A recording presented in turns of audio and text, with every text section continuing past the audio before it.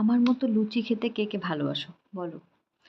আমরা যতই diet conscious হয়ে যাই না কেন, বিশেষত আমরা বাঙালিরা যতই ডায়েট কনসিয়াস হয়ে যায় না কেন, লুচি কিন্তু ছাড়তে পারবো না।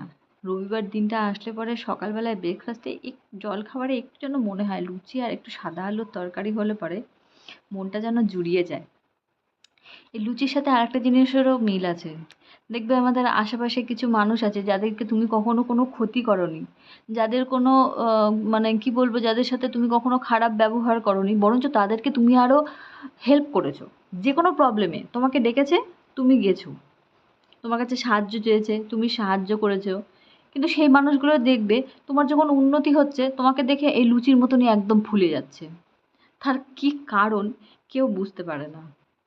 আমার সাথেও এরকম অনেকবার হয়েছে। এটা যে শুধু নিজের গার্লফ্রেন্ড, নিজের বয়ফ্রেন্ড কিংবা আত্মীয়-স্বজন তা না। তোমার আশেপাশে